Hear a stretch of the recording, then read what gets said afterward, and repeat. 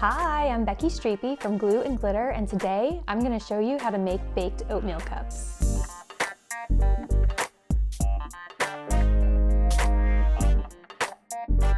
If you've never had baked oatmeal cups before, you're in for such a treat. This one bowl recipe is a perfect grab-and-go breakfast or snack. In this video, I'm going to be making orange cranberry oatmeal cups, but I'll talk at the end about variations so that if you want to do other flavors, you have some ideas as a jumping off point. Start by grabbing a muffin tin and filling it up with paper liners, and then set this aside while you make the batter. In a large bowl, you're going to combine 3 cups of rolled oats. Do not use quick oats and do not use steel cut oats. Rolled oats are the kind that usually say that they take 5 minutes to cook. It'll actually say it right on the package. Rolled oats are not a special ingredient, they're just dry oatmeal. Next, you'll add 1.5 cups of vegan milk to the bowl. I'm using oat milk in this recipe for a little 1-2 punch of oats, but you can also use soy milk, almond milk, cashew, whatever vegan milk you have on hand. Then add 1 cup of dried cranberries and 3/4 cup of applesauce. The applesauce has 2 jobs in this recipe. First of all, it brings a little bit of natural sweetness to this dish without having to add more sugar, and it also acts as a binder.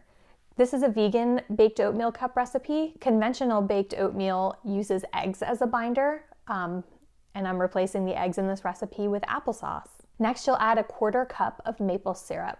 I don't love overly sweet breakfasts, so I wouldn't reduce the amount of maple syrup until you've made this recipe once and tasted it. I kind of feel like I've reached the floor for how unsweet you can make this recipe, so I suggest you try it as is before you try cutting back on the sweetener at all. Now you're going to add a heaping tablespoon of orange zest. That's about the zest from 1 navel orange. You can use any kind of orange you like. Navel oranges are just nice and big and cheap, and so that's what I used. Add a teaspoon of baking powder and 1/4 teaspoon of salt, and you're ready to mix. Stir everything up until you have a nice even mixture. You're not going to end up with a cohesive dough here because whole rolled oats are just not going to work that way, and that's totally fine. Everything's going great. You're doing great. Grab yourself a 1/4 cup measuring cup, and that's what you're going to use to scoop the batter into the cupcake pan. Make sure that you're stirring the batter in between each scoop, because otherwise what's going to happen is you'll end up with some cups that are very liquidy, some that are very oaty, and nothing's going to set up properly. So just give it a little quick stir in between scoops. It doesn't really add a lot of extra time to the process, and it makes a big difference in the results. I know that when you're making like muffins or cupcakes, the directions will usually say to fill the cups up about 1/2 to 2/3 of the way. But because baked oatmeal doesn't rise, you don't have to worry about that. Just fill them up right to the top. Don't be shy about it. By now, your oven should be preheated, so you're ready to bake these. Bake them for 25 minutes, and then, very important, let them cool on the countertop for at least 10 minutes before you serve. That cooling time is critical, so please wait that 10 minutes. If you truly cannot wait, stick them in the refrigerator for 5 minutes. You just really want to give them a little bit of cooling time so they can set up a bit more. I don't want these to fall apart on you. While these are cooling, let's talk about variations. I've got 5 variation ideas, and think of these as a jumping off point for your own experimentation. For blueberry vanilla oatmeal cups, you're going to omit the orange zest, replace the cranberries with 1 cup of fresh or frozen blueberries, and add 1 teaspoon of vanilla extract. For apple cinnamon oatmeal cups, omit the orange zest, add 1 teaspoon of ground cinnamon, and replace the cranberries with 1 cup of diced apple, which is about 1 small to medium apple.